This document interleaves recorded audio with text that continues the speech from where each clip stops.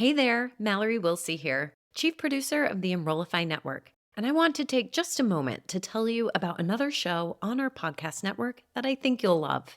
The EduData podcast is your no-fluff guide to the data driving higher education. Forget about data silos and disconnected stacks. Timothy Davis and Jamie Boggs, two of Element 451's data analysis experts, bring you straight into the heart of the numbers that matter. With sharp commentary and rigorous research, our hosts break down complex data points and actionable insights you can use. Whether you're an administrator, educator, or just a higher ed enthusiast, EduData is your key to unlocking the data behind academia.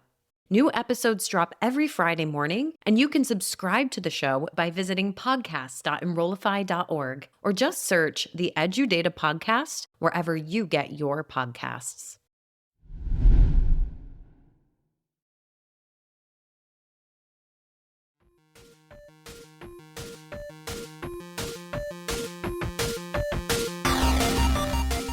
Welcome to the Higher Ed Geek Podcast, where each week we explore the impact of EdTech on the student experience with engaging, fun, and relevant conversations that honor the wide range of work happening all across the higher ed ecosystem. I'm your host, Dustin Ramsdell. I've been working in and around higher ed for the past decade focused on student support and digital experiences. Join me every week for discussions with some of the best minds in education technology. The Higher Ed Geek Podcast is a part of the Enrollify Podcast Network, a robust collection of shows designed to help higher education professionals like you grow. Explore our other shows at enrollify.org or check out some of my personal favorites linked in the show notes below. Enrollify is made possible by Element 451, the leading AI-powered all-in-one student engagement platform helping institutions create meaningful, personalized, and engaging interactions with students. Learn more at element451.com. Welcome back, everybody. This is day 3 of interviews happening at South by Southwest EDU 2024. So if my voice sounds a little bit different, that's because, I've had socials and, lots of fun happening. And if you're keeping track of all the episodes, so this is day 3. So a lot of fun happening here and really grateful for the opportunity to talk with our guest, Juanita from edX. If you just want to introduce yourself quickly and your professional background, then we'll talk more about the work that you're doing right now. Thanks for having me. I'm Juanita Soranno, currently the Vice President of Global Social Impact and Innovation at edX, and previously in other operational and product innovation roles through the acquisition of Trilogy Education Services, and prior to that in consumer banking and private equity. A long time ago now, before many of those acquisitions, I also worked at 2U as a coach. That was always has a special place in my heart. I was a coach there for 2 years, so I've always kind of kept an eye on them, and I know that, they're sort of a big player. So yeah, you're at edX now. I feel like your role is pretty unique. So if you want to just kind of explain what kind of gravitated you towards this role at edX at this time. So this role actually didn't exist before my having it. My team previously really focused on innovating the products that we currently have. So if it's a different modality or entering into a new market, in another country, or really just how to meet the need of what the market was seeing and how to potentially move that into scale for the rest of the company. And through that, we identified a couple funding sources that were really interesting that we hadn't tapped into for the students, namely UK Skills, Digital Skills Fund, as well as workforce funding, mostly Title I WIO in the States. And so made the business case to bring that in under my team and grew it, and then it became its own division. So now I'm leading a team focused on how do we make a hyper-local impact through leveraging our scale across different product lines. And I guess you had shared this, and I don't know if it's something you can kind of speak to at length or anything, but I guess maybe an example of what you're doing in terms of, forging these partnerships and making just more education more accessible.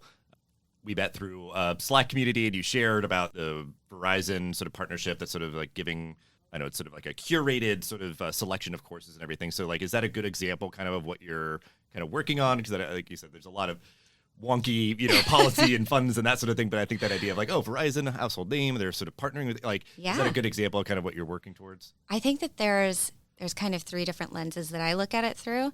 And the Verizon deal is a really interesting one. So we're partnering with their corporate social responsibility arm It's not philanthropic dollars. It is corporate dollars that they are looking to do public good with. And as part of their Skill Forward program offering, they're looking at small businesses, but they're also looking at a regular U.S.-based person trying to build their skills for the future of work. And in our conversations with them, we really were able to hone in on the fact that they wanted digital skills, but they wanted it to be as accessible as possible because they have an audacious goal of hitting 500,000 people between now and 2030. So we're looking at, nearly 100,000 people a year going through our programs. We worked with them to look at our entire edX program offerings, which is, we have thousands of courses that are available, and curated a list of, you should check it out actually because it's open to everyone, focused on AI and digital marketing and leadership and business, and there are courses in Spanish, and a lot of these average around $600 if you were to pay for them out of pocket, and through Verizon's generosity, you're able to take as many as you want over the year that you have access to the programs. Like I have just like the occasional itch to kind of get into a course, and that, I have my master's, I have a certificate that I got a couple of years ago. And I think just that idea of making something like this where it's like, all right, you have a year, here's like a curated selection. Cause that's like part of it too, is like kind of teeing up my next question, but just like, there's so much on like the edX platform that some people might be like, I don't know where to start or what's maybe relevant or best to kind of get going. And part of it could be like, okay, you're doing these courses, you really like it, you like how it sort of goes, and you would maybe be inspired afterwards to kind of keep it going. But shortening that list, I guess, of things, so it's just like, okay, cool, like these are my choices. It's not like, all sort of, feeling like it's too daunting or anything. And then just like, yeah, the ability to do something that's shorter and kind of feel like you're being productive with the learning and all that. Because I think like people where it's like, yeah, you want to like keep up with the news or this or that, the other, listen to podcasts and everything, which I love to do too. Like, but there's, a special magic to like a course that was made to teach you like a thing. So yeah, I think it's just so great. Yeah, I mean, it's like an audacious goal, but I think it's an important one. It's a relevant one, and I think we'll just really kind of manifest, what so many people talk about of sort of like, lifelong learning. Like this is one way to kind of keep people sort of in that sort of headspace and that energy. And yeah, especially if there's a financial, investment that you have to make. Like, do I really want to learn tiny machine learning? Am I going to spend $600 in this economy? And so the ability to explore and experiment without a cost to you personally is excellent. I really love that. Yeah. Well, and I guess what speaking about that as an example, I guess it just feels like it would be one good sort of model to follow. I get like just because it seems like it's just pretty straightforward on its face, or like what sort of appears to people. It's like, hey, for 1 year, get access to this sort of curated selection of courses, and it's just sort of like no strings attached. Do as many or as few as you want. So the idea, if a state or a certain organization or whatever, like it just sort of simplifies, because it could be like a lot of other things where it's like, hey, well, it's this organization trying to train people for these things, so we want to target this sort of like you said, and I encourage everybody as well, like go check it out. It's open, to anyone. So I think just that idea of trying to make it the least complicated you can. With all of that said, like I said, I mean, like edX, obviously it's doing a lot of work in addition to this kind of stuff. And I don't know, sort of from your point of view or your sort of experience and everything, I wanted to ask and kind of take this opportunity to like, I feel like the work happening on the platform is very dynamic. It's very wide ranging and everything. So like, how does it feel like behind the scenes? Because I always wonder with sort of these platforms of like, I'm sure there would be an incentive of just like, let's just keep adding as many courses, as possible. Just keep building the library, but you'd also want it to be, stuff that people find relevant and high quality and all that. So maybe like, how do you sort of like evaluate the library of courses or that sort of thing? So what's it like behind the scenes, I guess? Yeah, I think, specifically for my team and the work that we're doing, there are courses that I'd love to see added, but there are also, other companies who offer a plethora of options that you can definitely get lost in. And I really think that there's value in being able to hone in and see kind of a stackable pathway, not just of open courses, but of our boot camps, our short courses, as you mentioned, and then our graduate degrees too. So if, for instance, you are very interested in tiny machine learning, you can continue on in that pathway. And for the work that we're doing with workforce agencies, looking at the access to our courses through edX, Verizon Skill Forward partnership, they're able to utilize it as a free way to see what people are interested in, what their clients are looking for, and be able to then smartly utilize the money that they do have allocated for more expensive courses like our boot camps. Today I'm speaking on a panel discussing our partnership in Tulsa, which is excellent. I really love what we're doing there. They're super collaborative. We're working across the universities, specifically Tulsa Community College, Tulsa Innovation Labs, Madison Strategies Group, employers that are local.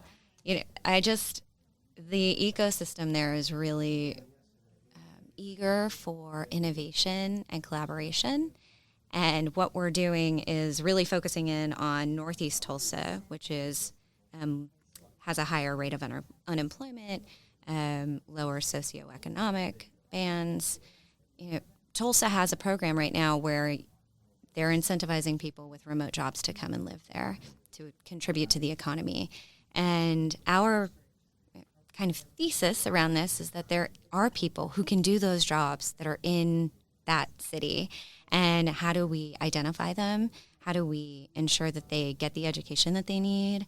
How do we make sure that they have the wraparound services that they need? Because a lot of times it's not just enough to have a scholarship. You also have to have people who understand the other things that you're going through. If my car breaks down and I don't have enough money to cover it, I'm not caring about the class that I have to go to. I'm worried about how do I continue to make money if I can't get to work. So by working with groups like the George Kaiser Family Foundation and Madison Strategies Group, and we're able to provide additional wraparound services to students like transportation, childcare, rental assistance, laptops, Wi-Fi, and then working with Black Tech Street too. They have a partnership with Microsoft that was able to generate stipends for our students, so just cash in their pocket to be able to help support them in the 6 months that they were going through either our cybersecurity or our data analytics program. Hey, it's Mallory. Exciting news! I'm hosting the Engage Summit in Raleigh on June 25th and 26th, and I'd love to meet you there. Together, we'll dive into the mind of the modern student, what fires them up, how they interact, and what they expect in today's digital age, and how tools like AI help put them in the driver's seat of their education. We have some terrific speakers, including our closing keynote, New York Times best-selling author Jeff Selingo. Sessions will dig into practical ideas and innovative strategies to get your team more student-centered and ready to adopt AI. And many of your favorite Enrollify hosts are presenting too, like Jamie Hunt, Jenny Lee Fowler, and Brian Gross. Use the discount code Enrollify50 for an extra $50 off your registration. Learn more and register at engage.element451.com. We can't wait to see you there.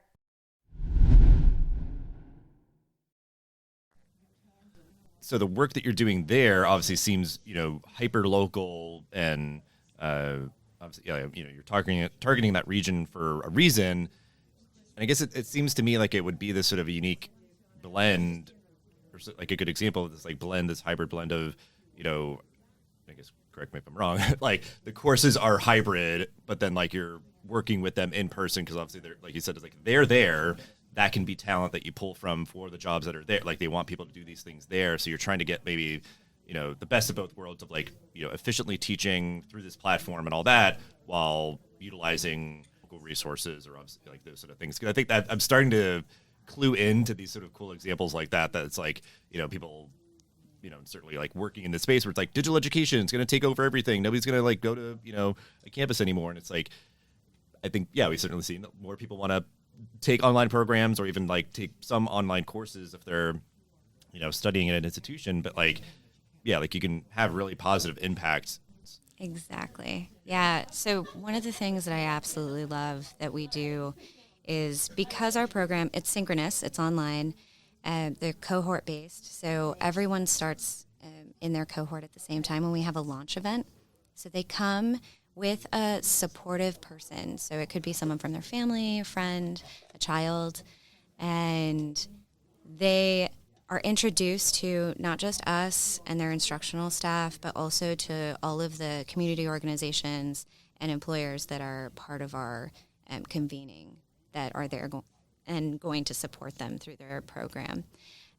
We take headshots so that they're ready for their LinkedIn. And I don't know about you, but when I got my first, and actually every time I get a headshot, I'm like, who is more professional right now than me? I feel like a whole new person. So for a lot of people, it's their first time having a headshot that's not a selfie. And it's a game changer. It kind of overcomes that initial imposter syndrome of, I still don't know if I should be here. Well, now we're immediately helping you with your resume, and you have a headshot, and you're going to learn these skills, and you have this whole community wrapped around you. I wish everything was like that. Yeah.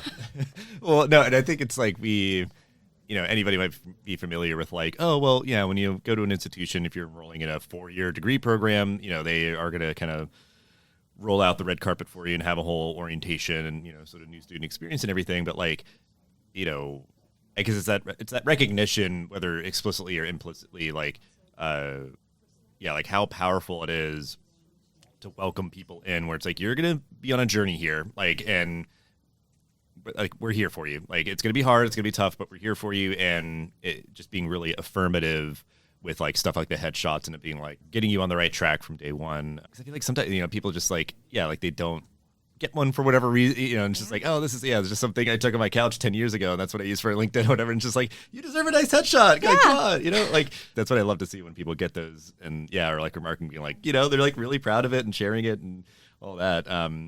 With all that you kind of have kind of covered of like the work that you're doing, and I think it's all very much aligned, I feel like, with what we're hearing from a lot of people, we've had as guests on the show and at this conference and everything. I think just the sort of, dynamic, flexible, accessible learning, and certainly digital learning and everything. From all that we've talked about here and that the work that you're doing, what advice would you be giving to higher ed leaders right now as they're trying to develop their strategy to kind of navigate, kind of what I call sort of a digital first future, sort of, the digital transformations and just sort of all the things that are happening on kind of the workforce development front. So take this question as you will. Advice you would give to higher ed leaders. The for-profit ed space can feel grimy to higher ed institutions and not-for-profit organizations too. But I think that there is such an amazing kind of magic thing that happens when we come together, because we're coming at it from different angles, and that diversity of thought and experience of how we're interacting with learners and how we see their journeys it just leads to better outcomes for the students. So by opening up yourself to the potential of just, working with, a local tutoring company that's in your town that charges students for tutoring that you don't work with because you're like, oh, we have tutors in-house. Why wouldn't we just use them? I think just having that conversation of what's working for them and what they're focused on. A lot of innovation has to happen when you're trying to be profitable. So, institutions can learn from that without having to have to go through that themselves. There's also a beauty in bringing what you're best at to the table. So we are an education training provider, right? We're not a research institution. We're not a workforce development agency. But we know that working with them makes us better and makes it better for the student. So we're going to come in doing our best work, and everyone else is too, and we have a shared idea of what is a successful outcome for our students and for us.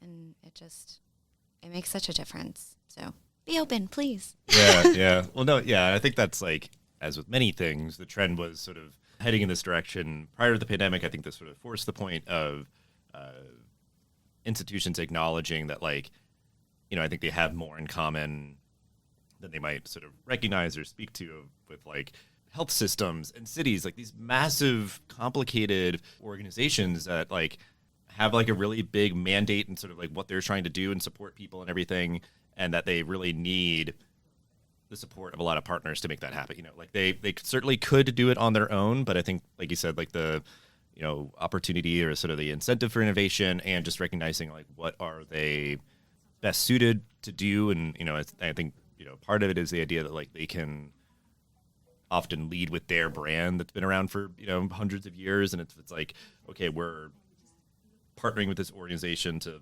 be the platform that sort of helps us reach our digital education goals, or create a digital experience, or whatever it might be. And then even just that idea of like funding sources, if it's like, hey, we have the money, we know what we want to achieve, how can we bridge those gaps and everything? I was sitting in a session yesterday with a few community colleges talking about, their approaches to bridging workforce gaps. And one of the things that they were talking about is really addressing the need for adults to come back. So not just the people coming out of high school or GED programs coming into their programs, but there is a whole group of adults who are curious about what they need to do to be able to upskill. And going to a community college is an excellent entry point for them to complete a degree. In our partnership with Tulsa, part of our Discovery Week was meeting with the universities in the region alongside the community college and agreeing on credits that could be applied to our program, which is normally a certificate program that is not credit bearing, so that these individuals, if they chose to, could continue on, get their degree as well, get their associates and then transfer, or just go back to college if they had dropped out. The collaboration is just, it does something magical. Well, yeah, and I think with what you're doing being maybe a catalyst where, like, obviously, like, it's a weird thing, like a twofold, like, both sides of the coin. Like, you being there was not the requirement for those two institutions to talk to each other and do that, but it's like the catalyst of what you're doing being new, being different, and sort of like kind of having people maybe wake up to just sort of like a new possibility was kind of a necessary ingredient to say, like, hey, we're trying to get people started. Like, this could be a new pipeline of students and all that. And if we all work together towards it, it's going to work a lot better for everybody.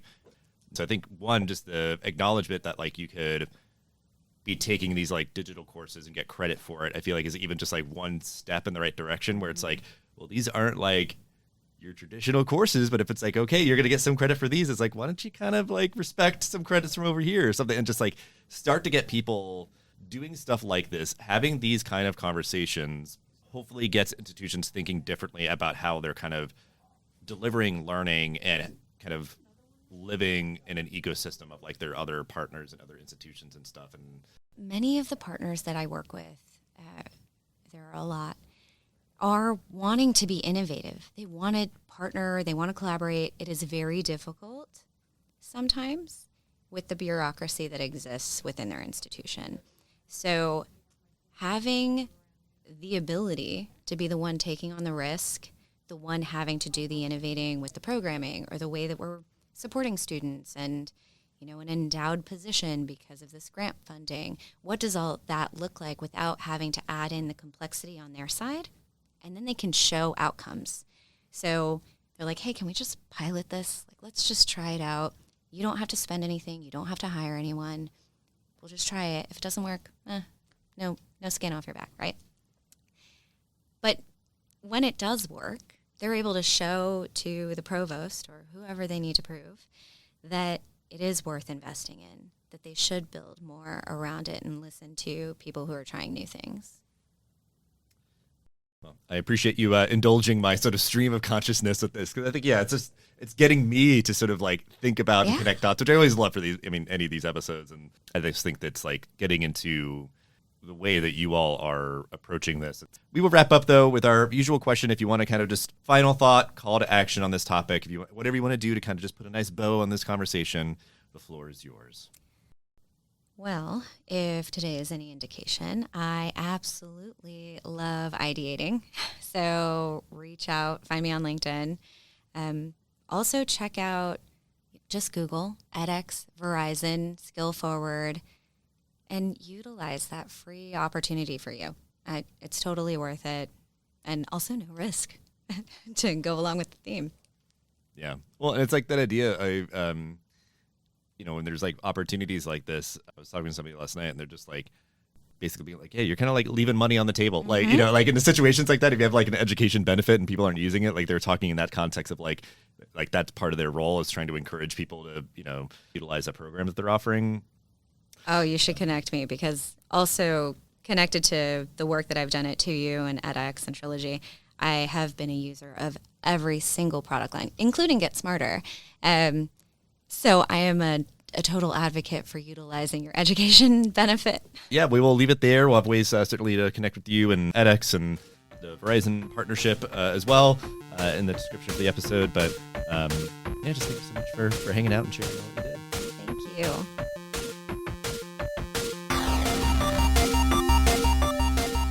The Hired Geek Podcast is a part of the Enrollify Podcast Network. If you like this podcast, chances you'll like all the other Enrollify shows too. Our podcast network is growing constantly, and we've got a plethora of marketing, enrollment, and higher technology shows that are jam-packed with stories, ideas, and frameworks all designed to empower you to be a better hired professional. Our shows help you find your next big idea and feature a selection of the industry's best as your host. Learn from people like Jamie Hunt, Seth Odell, Dave Kibbolds, and Eddie Francis, as well as so many other of your favorite leaders in higher education. Enrollify is made possible by the support of Element 451, a leading AI-powered, all-in-one student engagement platform helping institutions create meaningful, personalized, engaging interactions with students. Learn more at element451.com.